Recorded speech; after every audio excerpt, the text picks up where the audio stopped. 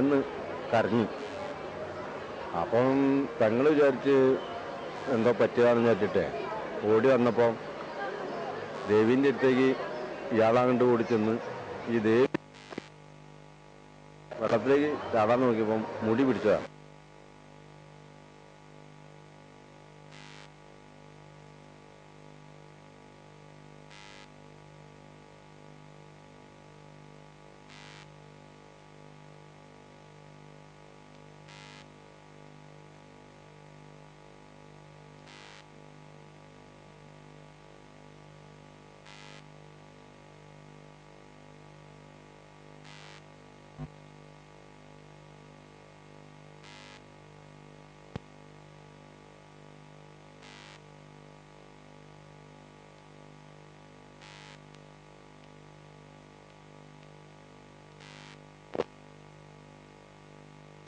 ചെമ്പകച്ചീനി എന്ന് പറഞ്ഞ മരത്തിൽ ഒരു ചെറിയൊരു കുട്ടി ഇങ്ങനെ വരുന്നത് കണ്ടിട്ടിപ്പോൾ ഈ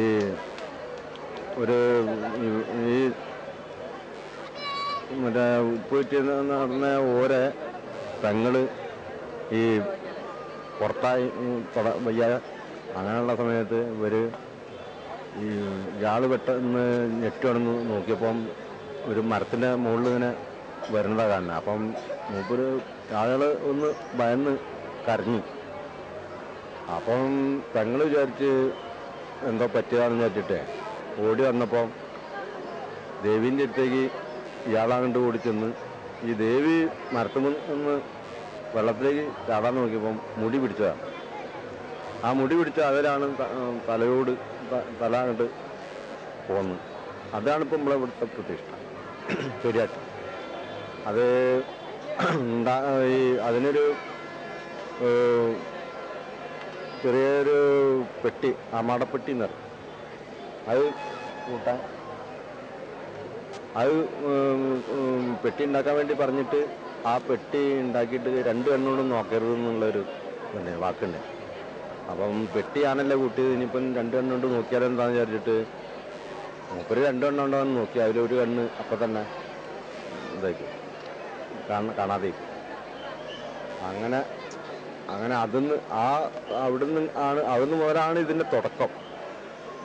പിന്നെ ആ മരം കൊണ്ടാണ് അവിടെ പേടിയായിട്ട് നമ്മൾ ഇറങ്ങി ചെല്ലണ അവിടെ തന്നെ ഈ ആ അമ്പലം ഉണ്ടാക്കി.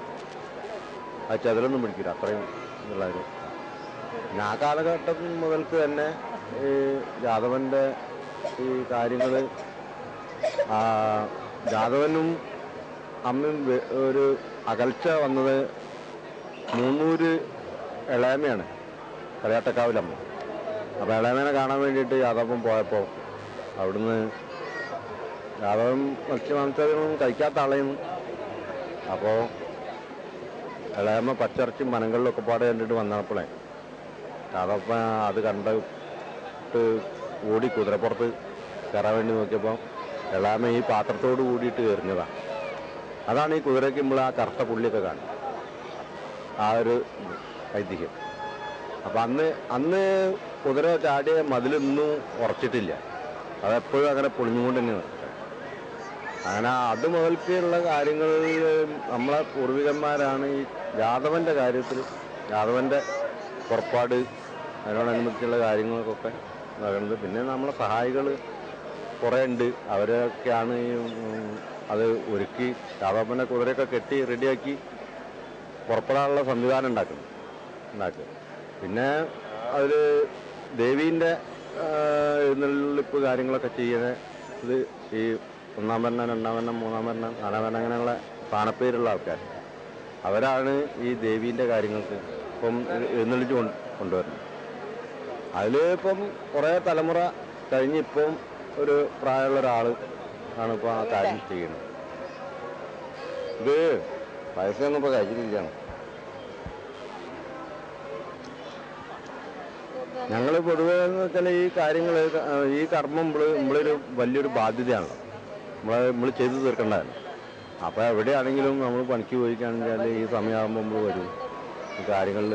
അത് ഇപ്പോൾ ഇനിയിപ്പോൾ പേടിയായിട്ട് മറ്റേ കർത്തേങ്ങാട്ട് എന്നൊരു സ്ഥലമുണ്ട് ഇവിടെ, അവിടെ പോയി അവിടുന്ന് അവിടെ ഇരുന്ന് അമ്മേനെ അവിടെ ഇരുത്തി അവിടുന്ന് പിന്നെ മോനും അമ്മയും കൂടി പേടിയാട്ടേക്ക് പോവുക.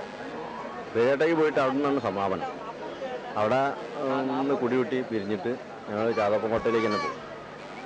അങ്ങനെയാണ് ഇതിൻ്റെ കാര്യം. ഈ വാവുത്സവത്തോടനുബന്ധിച്ച് ഭഗവതിയുടെ എഴുന്നള്ളത്താണ് ഏറ്റവും പ്രധാനപ്പെട്ടത്. ഭഗവതിയെ എഴുന്നള്ളിക്കുന്നത് മൂത്തവേട്ടൻ എന്നുള്ള സ്ഥാനപ്പേരോട് കൂടിയിട്ടുള്ള ആളാണ്. നമുക്ക് ഇതിനെപ്പറ്റി കൂടുതൽ വിവരങ്ങൾ അദ്ദേഹത്തോട് തന്നെ ചോദിക്കാൻ പറ്റും. ഐതിഹ്യം പറഞ്ഞു തുടങ്ങി. ഞാൻ ഇവിടെ മകനെ കാണാൻ വേണ്ടി മകൻ അമ്മേനെ കാണാൻ വേണ്ടി വരുന്നതാണ്. 3 ദിവസം 2 ദിവസം രാജ്യങ്ങളൊക്കെ വെച്ച് അവിടെ ചുറ്റി പിന്നെ ഇവിടെ വന്ന് മകനെ കണ്ടിട്ട് അമ്മേനെ കണ്ടിട്ട് പോവാ. പിന്നെ അതിൻ്റെ ഐതിഹ്യം കുറച്ചിനെ ചുരുങ്ങിയിട്ടാണ് നിങ്ങളോട് പറയുന്നത്. ഞാൻ വൈശാഖോടാണ് പറയുന്നത്. ഐതിഹ്യം കുറേ യാസിയുണ്ടാവും പറയുമ്പോൾ. ഈ ദീർഘത്തിൽ നിന്ന് പോകുന്ന വെച്ചാൽ ഈ ഭഗവതിൻ്റെ അവിടെ കുളിച്ച് തീർച്ചയായിട്ട് കൊണ്ടുവരുന്നതാണ്. അതിന് ചരിത്രപ്രകാരം കുറേ യാസി പറയാനുണ്ടാവും. അതിപ്പോൾ ബുദ്ധിമുട്ടുള്ള കാര്യം. അപ്പം അതിന് കുറച്ച് കുത്തിരുന്ന് 1 മണിക്കൂറോളം പറയുന്നുണ്ട് ഊർമത്രയില്. അത് സാധ്യത അപ്പം ചുരുങ്ങിയിട്ടുള്ള കാര്യം എന്താണ്, അമ്മേനെ കാണാൻ വേണ്ടി 2 ദിവസം ഊര് ചുറ്റി 3-ാമത്തെ ദിവസം ഇവിടെ വന്നിട്ട് കണ്ടിട്ട് പോവുക. ഒറ്റയ്ക്ക് താമസിക്കാൻ അവിടെ പോയിട്ട് നിൽക്കുന്നത്. ഞങ്ങളവിടെ പനമടത്തിലെ ആൺകുട്ടികൾ പിന്നെ തറവാട്ടമ്മയും കൂടി ദേവിയെ എതിരേൽക്കാൻ വേണ്ടി താലപ്പൊലിയായിട്ട് ഇവിടെ സജ്ജരായിരിക്കും. അതിന് അദ്ദേഹത്തിൻ്റെ നേതൃത്വത്തിലാണ് ഞങ്ങൾ പൂജ. അതിനുശേഷം ദേവിയെ ഇരുത്തിയൊരു പൂജ ഉണ്ട്. വെള്ളരി ചിരിയ എന്നുള്ളൊരു ചടങ്ങുണ്ട്. പഴം, വെള്ളരി അരി, ഇളനീര്, വെറ്റിലടക്ക, അതെല്ലാം കൂടിയാണ് വെള്ളരി ചെരിയാന്ന് പറയാം. അതിനനുസരിച്ചൊരു പൂജ കാരണവരെ നേതൃത്വത്തിൽ നടക്കും. അതോടുകൂടി പിന്നെ പൂജ ശേഷം ഭക്തജനങ്ങൾക്ക് ദർശനം നൽകിയ ശേഷം ദേവിയെ കുടികൂട്ടും. അപ്പോൾ ഇതിൻ്റെ ഈ ഉത്സവത്തിൻ്റെ സമാപനം കുറിച്ചുള്ള ദിവസം എന്നായതുകൊണ്ട് വളരെ വളരെ നല്ല കാലാവസ്ഥയും വളരെ മൂടിയൊരു അന്തരീക്ഷമായിരുന്നു. ഇപ്പം നല്ല ഇന്നത്തെ ദിവസം നല്ല കാലാവസ്ഥ കിട്ടി. പിന്നെ അതിൽ ഉപരിയായിട്ട് നമ്മുടെ ഈ ദേശത്തെയും ഈ ദേശത്തെ ജനങ്ങളെ കാത്തുരക്ഷിക്കുന്ന ഒരു അമ്മയായിട്ടാണ് പേടിയാട്ടമ്മ അറിയപ്പെടുന്നത്. ഈ ഇവിടുത്തെ ആളുകളുടെ ആ പ്രാർത്ഥന എന്തൊരു പ്രാർത്ഥനയും കേൾക്കുകയും അവർ കൊടുക്കുന്ന പ്രാർത്ഥന കൊണ്ട് കൊടുക്കുന്ന ഏത് നേദ്യവും സ്വീകരിക്കുകയും ചെയ്തുകൊണ്ട് എല്ലാവർക്കും അനുഗ്രഹം ചൊരിഞ്ഞുകൊണ്ട് ഈ പേടിയാട്ടമ്മ മുന്നോട്ട് പോകേണ്ടിയിരിക്കുകയാണ്. ഞങ്ങളുടെ തറവാട്ടിലും വളരെ ഐശ്വര്യവും വളരെ എല്ലാ തരത്തിലുള്ള അമ്മയുടെ അനുഗ്രഹം ഞങ്ങൾക്ക് കിട്ടിക്കൊണ്ടിരിക്കുന്നുണ്ട്. ഇതാണ് ഈ വാവുത്സവത്തിലുള്ള ഇവിടുത്തെ ചടങ്ങിനുള്ള കാര്യങ്ങൾ. ഈ ജാതിമതങ്ങൾക്ക് അതീതമായിട്ട് ജാതി വ്യവസ്ഥകൾക്ക് അതീതമായിട്ട് ഇപ്പോൾ ജാതി വ്യവസ്ഥകൾ കൊടുമ്പിരി കൊണ്ടിരുന്ന കാലഘട്ടത്തിൽ പോലും അതിനതീതമായിട്ട് നടക്കുന്ന ഒരു ഉത്സവമാണ് ഇത്, പ്രത്യേകിച്ച് മലബാർ മേഖലയിൽ. അപ്പം ഈ ഉത്സവമായിട്ട് ബന്ധപ്പെട്ട ഐതിഹ്യത്തിനെ പറ്റി കുറച്ച് ഒന്ന് വിവരിക്കണം. ഐതിഹ്യം ഞങ്ങൾ പരമ്പരാഗതമായിട്ട് ഞങ്ങളുടെ തറവാട് കാരണവന്മാർ ഞങ്ങൾക്ക് പകർന്നു തന്ന അറിവിൽ കൂടിയാണ് ഞങ്ങളിത് ഇതിനൊരു പ്രത്യേകമായിട്ടൊരു ബൈലോ അല്ലെങ്കിൽ പ്രത്യേക ഒരു നിയമവാല്യോ അല്ലെങ്കിൽ ഒരു തമ്പോലിയോ അല്ലെങ്കിൽ അങ്ങനെ ഒന്നും ഇതിനില്ല. അങ്ങനെ ഉണ്ടല്ലോ, അങ്ങനെ ഒരു റെക്കോർഡുകളൊന്നുമില്ല. പാരമ്പര്യമായിട്ട് ഞങ്ങളെ കാരണന്മാർ ഞങ്ങൾക്ക് പകർന്നു തരുന്നത് ഞങ്ങളും ചെയ്യുന്നു. ഞങ്ങളുടെ കുട്ടികളും അവരുടെ കുട്ടികളും അങ്ങനെ അത് അനുകരിച്ച് കൊണ്ട് ആണ് ഈ ഉത്സവത്തിലും ഈ കാര്യങ്ങൾ. ഇപ്പം വളരെ വർഷങ്ങൾക്ക് മുന്നേ ഒരു 100-400 വർഷം ഞങ്ങളെ കാരണന്മാർ പറയുന്നത് അങ്ങനെ ഒരു 400 വർഷം മുമ്പ് തന്നെ വളരെ പറഞ്ഞ മാതിരി തന്നെ ജാതി കോമരങ്ങളുടെ കാലത്തൊക്കെ എല്ലാ വിഭാഗ ജനങ്ങളെയും ഉൾക്കൊള്ളിച്ചുകൊണ്ട് ഒരു നല്ലൊരു ഐക്യ കമ്മിറ്റി ഇത് ഈ ഉത്സവത്തിലുണ്ട്. അതുപോലെ പല തറവാട്ടുകളും ഉൾപ്പെട്ട് ഇപ്പോൾ ഉദാഹരണം പറയുകയാണെങ്കിൽ മൂസത്, നമ്പ്യാർ, അമ്പാളി, പനയമ്മടത്തുകാർ, ഉദാഹരണമായിട്ട് ചാപ്പക്കുടിലെ മണ്ണാം സമുദായത്തിലുള്ളവർ, അങ്ങനെ എല്ലാ സമുദായക്കാരും ഈവൻ ഇവിടെ കൊടി ഉയർത്താൻ വരെ അവകാശമുള്ള ഒരു ആളുകളാണ്. അവർ വന്നിട്ടാണ് അവർ ചെയ്യുന്നത്. അപ്പം ഞങ്ങളെ സംബന്ധിച്ച് ഇതിനെ ഈ ദേവീനെ ഞങ്ങൾ പരിപാലിക്കുന്നു മാത്രമേ ഉള്ളൂ. ബാക്കിയെല്ലാം ദേശക്കാരെല്ലാം ചെയ്യുന്നത്. ദേശക്കാരാണ് അവരുടെ അവകാശങ്ങൾ വളരെ ഭംഗിയായിട്ട് അവരെല്ലാവരും ആ ഉത്തരവാദിത്തത്തോടെ നിറവേറ്റുന്നുണ്ട്. അതാണ് ഇതിൻ്റെ ഏറ്റവും വലിയ വിജയം അവിടെയാണ്. ആ അവകാശികളുടെ ഒരു ആവേശം, ഇത് വിജയിപ്പിക്കാനുള്ള ഒരു ആവേശം വളരെ വലുതാണ്.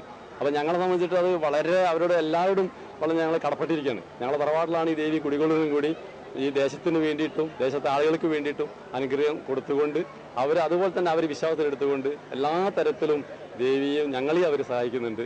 വളരെ നന്ദിയുണ്ട് ഈ കാര്യത്തിൽ ഈ ദേശത്തെ ജനങ്ങളോട് പറയാമെന്നുള്ള ഒരു അവസരമാണ് പറയുന്നത്. ഇവിടുത്തെ പൂജാതി കർമ്മങ്ങളൊക്കെ നടത്തുന്നത് പൂജ വെച്ചാൽ ഇവിടെ കൗളാചാരപ്രദ പൂജയാണ്. തിരുമേനിൻ്റെ പൂജ ഉണ്ട്. തിരുവനന്തപുരം പൂജ എന്നാൽ ഇവിടെ ഈ പുണ്യാഹം എന്നുള്ളൊരു വഴിപാടുണ്ട്. അത് നട തുറന്നിട്ട് നേര്യത്തോടു കൂടിയുള്ള ഒരു പൂജ ഉണ്ട്. അതിന് മണ്ണൂർ അമ്പലത്തിലെ മേശാന്തിയാണ് ആ പൂജ നടത്തുന്നത്. ഇന്നത്തെ ദിവസം ഇവിടെ കൗളാചാരപ്പോലുള്ള ആചാരമായതുകൊണ്ട് തറവാട്ടിലെ കാരണവരാ പൂജ. ഇപ്പൊ കുന്നത്ത് ദേവി കുന്നത്ത് വിശ്രമിക്കാൻ ചെന്ന് കഴിഞ്ഞാൽ അവിടെ കുന്നത്തെ കാരണവരാണ്, കുന്നത്തെ നമ്പ്യാർ അവരെ കാരണവരാണ് പൂജ ചെയ്യുന്നത്. കർത്തങ്ങാട്ട് വന്ന് അവിടെ വേറൊരു ഇടത്താവളുണ്ട് കർത്തങ്ങാട്ട്, അവിടെ എത്തിക്കഴിഞ്ഞാൽ ദേവിയെ പൂജിക്കുന്ന മണ്ണൂർ അമ്പലത്തിലെ ഇന്നത്തെ നിലവിലെ മേശാന്തിമാരാണ്. അതിനുശേഷം ദേവി ഇങ്ങോട്ട് വരുമ്പോൾ ഇവിടെ ഞങ്ങളുടെ കാരണവർ, ഏറ്റവും വലിയ തലമുതിർന്ന ആരാണോ കാരണവർ, അവരാണ് പൂജ ചെയ്യേണ്ടത്. അപ്പോൾ ഇദ്ദേഹത്തിന് ഇപ്പോൾ 50 കൊല്ലത്തോളം ഈ ഇത് ആഘോഷം കൊണ്ടു നടന്ന് വളരെ പ്രായാധിക്യം വളരെ ആയത്. അപ്പോൾ അദ്ദേഹത്തിന് ആരെങ്കിലും ചുമതലപ്പെടുത്തും ചെയ്തുകൊള്ളാം. ഞങ്ങളെ മരുമക്കളല്ല അനിയന്മാരല്ല ആരെങ്കിലും കുറേ ഇള തലമുറക്കാരെ ചുമതലപ്പെടുത്തും. അവർ ഇദ്ദേഹത്തിൻ്റെ അനുഗ്രഹപ്രകാരം ആ പൂജ ഇവിടെ നടക്കും. അത് ഏതാനും ഒരു 1.5 മണിക്കൂറോടുകൂടെ നമുക്ക് കാണാം, നേരിൽ കാണാം കാര്യങ്ങളെല്ലാം. ഈ ഉത്സവമായിട്ട് ബന്ധപ്പെട്ടുകൊണ്ട് നമ്മുടെ ദേശത്തിന് മാത്രമല്ല, ഈ സമീപ ദേശത്തു നിന്നും കോഴിക്കോട് ജില്ല, മലപ്പുറം ജില്ലേൻ്റെ ഒരു എല്ലാ ഭാഗത്തു നിന്നും ആളുകൾ ഇവിടെ എത്തിക്കൊണ്ടിരിക്കുകയാണ്. 10,000-കണക്കിന് ആളുകളാണ് ഇവിടെ എത്തിക്കൊണ്ടിരിക്കുന്നത്. വളരെ സന്തോഷത്തിൽ തന്നെയാണ്.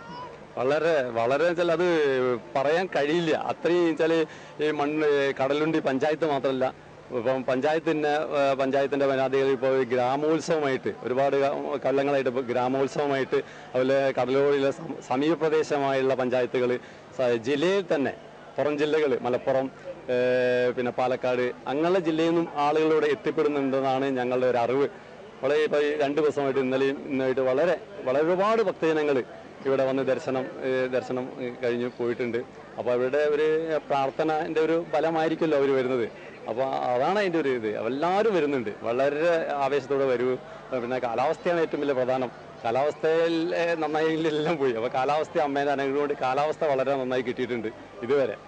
കാരണം വളരെ എല്ലാ ദേശക്കാരും വരുന്നുണ്ട്.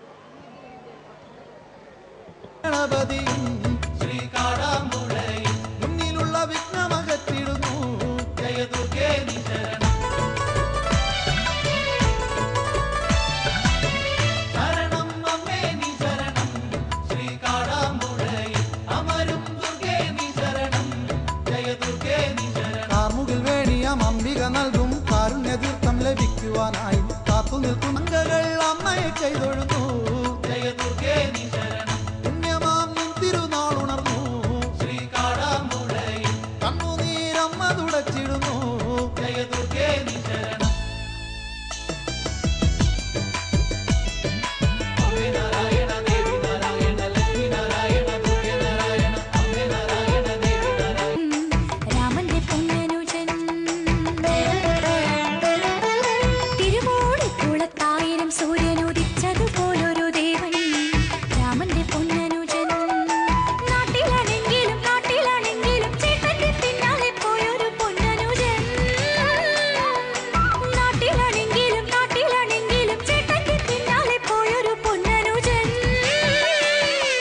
Lakshmanan location